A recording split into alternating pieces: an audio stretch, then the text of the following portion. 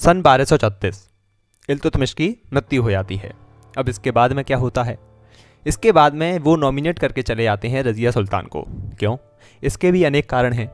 कारण सबसे बड़ा यह है कि यह दोनों तरह की जो एजुकेशन थी यानी शिक्षा थी, फॉर्मल और इनफॉर्मल। फॉर्मल वो जो उलेमाओं की शिक्षा है, जो इस्लाम की शिक्षा है, जो आपको पढ़ाती है कि आपकी किताबें हैं जैसे कुरान है या कि आपकी पवित्र किताबें हैं, उनके अनुसार क्या कानून होना चाहिए। इसके अलावा जो इनफॉर्मल शिक्षा है जिसके भीतर आपको राजपाट की सभी व्यवस्थाएँ पढ़ाई जाती हैं, उन सभी में ये पारंगत हो चुकी थी।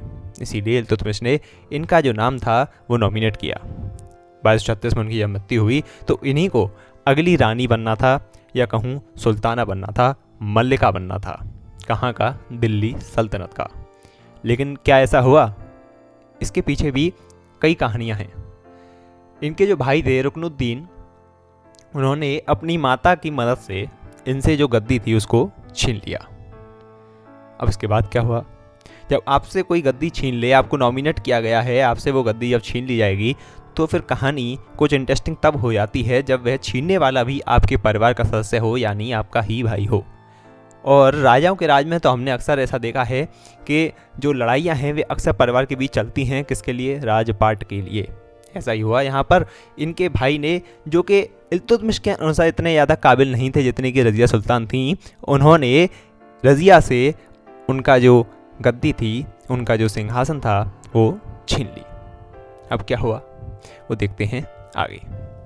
इसके बाद जो हुआ वो ये कि रज़िया सुल्तान डिपोज कर देती हैं, यानी हटा देती हैं रुकनुद्दीन को, जो उनके ही भाई थे, 1236 में ही, और सिंहासन को वापस अपने कब्जे में ले लेती हैं। कि यहाँ पे याकूत आपको लिखा हुआ दिख रहा होगा, ये काफ़ी ज़्यादा इनका फेवरेट एक स्लेव था जो इनका काफ़ी ज़्यादा वफादार कहा जा सकता है। उसने इनकी मदद की। अबैसियन स्लेव था जो कि वहाँ से बिलोंग करता था। और जब इन्होंने शुरुआत की तो काफ़ी ज़्यादा टर्मोइल चल रहा था दो लोगों के बीच में। एक उलेमा थे और दूसरे उमराह थे। उलेमा कौन? जो कि आज भी आप देखते हैं जो मौलवीज़ होते हैं, जो इस्लाम को जानने वाले होते हैं, कट्टर होते हैं थोड़े से इस्लाम की तरफ, वो लोग। और उमराह को जो नोबल थे। नोबल कौन? मैंने आपको बताया था पिछली वीडियो में कि चालीसा को अपॉइंट किया था किसने? इल्तुतमिश ने। और एक नोबल कल्चर जो था वो इल्तुतमिश भारत में लेके आ चुके थे। इसके बाद में जो कंडीशन थी वो इस तरह से बदली कि अब उमरा और उलेमास के बीच में द्वंद्व चलता रहता था, क्योंकि अब इल्तुतमिश नहीं थे। और इल्तुतमिश के जो सगे थे नोबल्स, वो चाहते थे कि अब भी उनकी जो पकड़ है एडमिनिस्ट्रेशन पर वो बनी रहे। उलेमास इसका उल्टा चाहते थे, वो चाहते थे कि इस्लाम की जो पकड़ है वो मौजूद रहे, ना कि नोवेलिटी की। साफ तौर पे कहूँ तो ये एक ऐसी लड़ाई हो चुकी थी जहाँ पे कट्टरवादिता और मॉडर्निटी आपस में मेल जोल नहीं बना पा रही थी, जैसा आज भी होता है। एक तरफ उलेमास थे जो कि कट्टर इस्लाम को मानने वाले थे, एक तरफ नोबल्स थे जो कि इल्तुतमिश के बाद में अपने वजूद के लिए कह सकता हूँ लड़ रहे थे। लेकिन इसके बावजूद रज़िया सुल्तान ने अपनी पोजीशन संभाली और जो कोर्ट था उसको बिना पर्दा होल्ड करना शुरू किया। ये तो इस्लाम में काफ़ी ज़्यादा ख़राब चीज़ मानी जाएगी उस समय के हिसाब से। अगर मैं बात करूँ तो इस्लाम में आपने अगर कभी मूवीज़ में भी देखा हो या आपने एपिसोड्स जो टीवी पर आते हैं उसमें देखा होगा, तो जो महिलाएं होती हैं उनको एक पर्दा रखा जाता है जब वे कोर्ट में बैठती हैं, तो चाहे वो कितनी ही बड़ी महारानी क्यों ना हो, तो उनको एक पर्दे के बीच में रखा जाता था। लेकिन ये इतनी ज़्यादा पढ़ी लिखी थी, इन्होंने सब चीज़ पढ़ी थी, काफ़ी किसी और के पढ़ावे से नहीं, इन्होंने हर एक चीज़ खुद पढ़ी थी। तो ये जानती थी, कुरान भी इन्होंने खुद ही पढ़ी थी, तो ये जानती थी कि क्या महत्वपूर्ण है और क्या महत्वपूर्ण नहीं है। इसीलिए इन्होंने पर्दा करना जो एक प्रथा थी उस समय की उसको नकार दिया और इक्वलिटी में विश्वास रखते हुए इन्होंने बिना पर्दे के राज करना, अपने कोर्ट को संभालना शुरू किया। ये काफ़ी ज़्यादा पॉपुलर भी थी मासेज में। पर्या में सबसे ज़्यादा पॉपुलर होने का जो फ़ायदा मिलता है वो अलग ही होता है। आज आप देखते हैं देश के प्रधानमंत्री श्री नरेंद्र मोदी जी को तो काफ़ी ज़्यादा पॉपुलर है लोगों के बीच में। और जो देशों के नेता पॉपुलर होते हैं देश के भीतर, तो उनके फैसलों के प्रति जनता सजग रहती है, उनके साथ देती है हमेशा। अगर मान लीजिए राजा के खिलाफ है जनता, तो वह कितना भी अच्छा फैसला क्यों ना ले ले, उसको एक द्वंद्व झेलना पड़ेगा, उसको यह एक कहते हैं टर्मोइल झेलना पड़ेगा कि क्या पता कि जो लोग हैं वो मेरे पक्ष में आएंगे भी या नहीं। तो ये काफ़ी ज़्यादा एक दिक्कत की बात हो जाती है। इसके बाद में याकूत कौन था, मैं इसके बारे में आपको बता ही चुका हूँ। और इन्होंने शादी किससे की? अल्तुनिया से। अल्तुनिया कौन? आपने अगर रज़िया सुल्तान एक एपिसोड आता था, मूवी भी आई है, और अगर आपने देखा हो तो अल्तुनिया इनके पति थे। हालांकि ये पहले इन पर युद्ध करने के लिए गई थी, युद्ध ये नहीं जीत सकें, तो फिर इन दोनों के बीच में बात हुई और बात के बाद में इन्होंने अपना विवाह, अपनी जो शादी थी वो अल्तुनिया के साथ में कर ली। हालांकि जो शादी थी वो काफ़ी ज़्यादा सक्सेसफुल भी नहीं रही। फिर इनके जो वजीर थे, क्योंकि मैं बता ही चुका हूँ आपको, एक लड़ाई तो अलग चल रही थी ना उलेमास और उमरा के बीच में, नोबल्स और उलेमास के बीच में, तो फिर वो जो लड़ाई थी वो यहाँ पे और ज़्यादा मजबूत हो रही थी और जो वजीर थे उन्होंने सपोर्ट कर दिया जो रिबेल्स इनके खिलाफ थे, नोबल्स। देखिए नोबल्स ये नहीं चाहते थे कि रज़िया सुल्तान वहाँ बनी रहें, नोबल्स चाहते थे कि हमारी पकड़ हो, मजबूती से हम लोग संभालें अपना जो पद है, जो हमारा एडमिनिस्ट्रेशन है उसे। रज़िया के रहते ऐसा पॉसिबल नहीं दिख रहा था, इसीलिए उनका जो वज़ीर था उसने नोबल्स को सपोर्ट कर दिया और इसीलिए अपनी जान बचाकर ये महल से भागी। उसके बाद में जंगल में गई और जंगल से जब वे बचने की कोशिश कर रही थी तो वहाँ पे बदमाशों ने, जैसा कि यहाँ पे लिखा हुआ है, बैंडिट्स ने इन्हें घेर लिया। घेरने के बाद में इनकी वहीं पर हत्या कर दी गई और रज़िया सुल्तान का 4 साल का करियर, हालांकि इतिहास में तो है, मिन्हाज-ए-सिराज ने भी इनके बारे में काफ़ी बढ़िया लिखा है किताबों के भीतर। मिन्हाज-ए-सिराज कौन है उनके बारे में पिछली वीडियो में बता चुका हूँ, लेकिन काफ़ी बेहतरीन एक रानी, एक मल्लिका मैं कह सकता हूँ, भारत में स्लेव डायनेस्टी के लिए पहली महिला जो कि इक्वलिटी में बिलीव करती थी, जिन्होंने एक ऐसी मैं कह सकता हूँ नींव रखी यहाँ पर कि अपने हक के लिए लड़िए, आप जो वास्तव है उसके लिए लड़िए। वो यहाँ पर रज़िया सुल्तान बन के उभरी और शायद इसीलिए काफ़ी ज़्यादा पॉपुलर भी हुई थी ये जनता के बीच में। इसके बाद की कहानी क्या है, रज़िया के बाद में यहाँ पे राजा बनते हैं बैराम शाह 1241 से 1242 एडी तक। उसके बाद में बारी आती है मसूद शाह की, जो कि 1243 से 1245 एडी तक उन्होंने राज किया। इसके बाद में बारी आती है नसीरुद्दीन शाह, जो कि इल्तुतमिश के छोटे बेटे थे। उनको बलवान एक यहाँ पर राजा था, मैं इसके बारे में थोड़ी आगे बताऊँगा आपको डिटेल में। वो इनसे पहले 20 साल तो इनडायरेक्टली राज करवाता है और उसके बाद में पूरे का पूरा जो आपकी गद्दी थी, जो सिंहासन था, उसको हड़प लेता है, पूरे एडमिनिस्ट्रेशन को खुद डायरेक्टली अपने हाथ में ले लेता है और 20 सालों तक वह खुद ही इसका जो राजपाट था उसको संभालता है डायरेक्टली। तो इस तरह से कह सकते हैं कि 40 साल का जो राज था नसीरुद्दीन शाह के थ्रू एज अ डिप्टी, लेकिन पूरा का पूरा कंट्रोल किसके हाथ में था, बलवान के ही हाथ में था। और अगर वैसे बात करूं तो बलवान ने डायरेक्टली 20 साल तो राज किया ही था, यानी 1240 से 1286 तक का 40 साल का एक कार्यकाल बलवान के थ्रू ही हुआ। कैसे हुआ देखते हैं। सुल्तान गयासुद्दीन बलवान का नाम, इनका पूरा नाम था, असली नाम अगर मैं बात करूं तो उलूग खान इन्हें कहा जाता था। काफ़ी ज़्यादा हम्बल ओरिजिन से आए थे, मंसूर जरूर भेजते थे किसको, खलीफा को। और इम्पोर्टेंस जो थी, देखिए नोबल्स ने किसको मरवा दिया था, मैंने आपको बताया अभी, किसको, रज़िया सुल्तान को। रज़िया सुल्तान की मृत्यु के बाद में इनको इतना तो क्लियर हो गया था कि अगर ये नोबल्स रहेंगे तो किसी भी राजा को मजबूती से काम नहीं करने देंगे। इसीलिए सबसे पहले इन्होंने सप्रेस करना शुरू किया किसे, उन्हीं नोबल्स को। और उन नोबल्स को जब ख़त्म करना शुरू किया और उसके लिए इन्होंने काफ़ी सारी नोबल्स की हत्या भी करवा दी, क्योंकि ये जब तक रहते किसी भी राजा को चैन की सांस नहीं लेने देते। काफ़ी ज़्यादा डिसिप्लिन्ड भी था नेचर में, कहा जाता है कि काफ़ी ज़्यादा एक डिसिप्लिन्ड राजा के तौर पर यह जाना जाता है।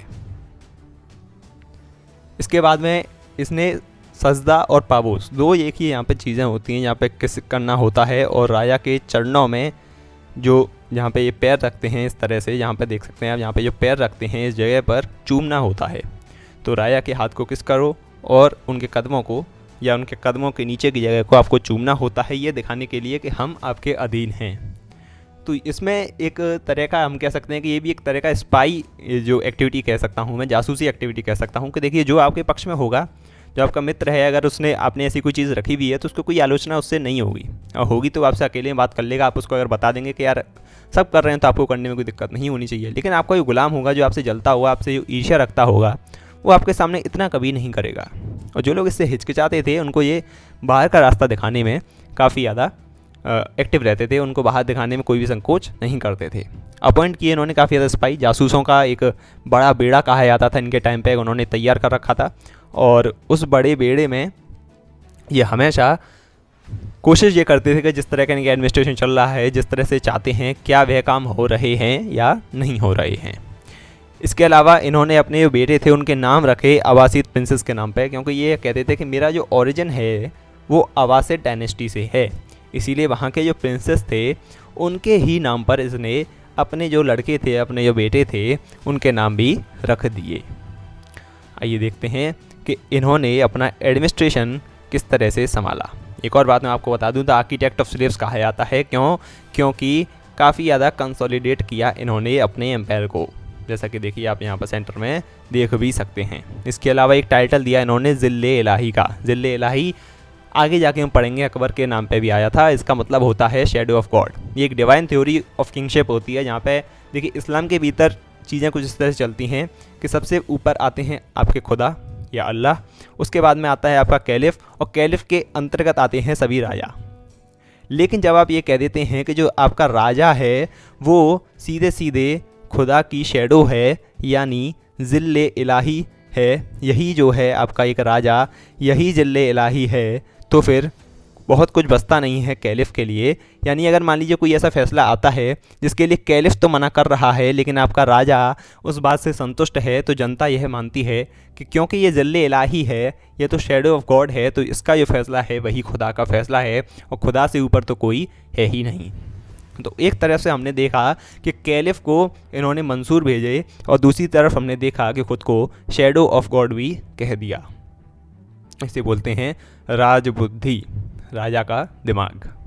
जनता को संतुष्ट करने के लिए एक चीज़ और कैलिफ को संतुष्ट करने के लिए दूसरी चीज़। इसके अलावा कंसोलिडेट करने पर इन्होंने फोकस किया। नॉन एक्सपेंशरी इनकी जो पॉलिसी थी वो हमेशा रही थी।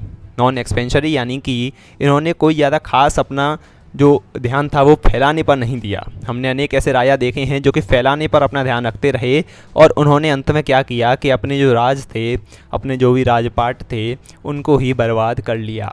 लेकिन उनमें से नहीं थे। अपना जितना भी राज था उसको इन्होंने ये कोशिश की कि किसी भी तरह से इसको मजबूती से पकड़ के रखा जाए और कोई भी इसमें घुसने ना पाए। इसीलिए इन्होंने क्या किया, अपने बॉर्डर्स थे उनको काफ़ी अच्छी तरह से मैनेज किया, फोर्टिफिकेशन काफ़ी अच्छा करवाया, जैसा कि आप अपनी इस तस्वीर में देख ही सकते हैं। बहुत साल पुरानी एक इमारत है, लेकिन आज भी बुलंद दिखती है, जैसा कि आप अपनी स्क्रीन पर देख सकते हैं। इसके अलावा एक हलूक खान नाम की एक ट्रेजेडी आई थी इनके समय पर। हलूक खान एक ऐसा व्यक्ति था जिसने कैलिफ को ही मार दिया था। इस्लाम में मैं आपको कैलिफ का क्या रोल है वो बार बार बता चुका हूँ, अभी भी बताया था, और उसने कैलिफ को ही मार दिया।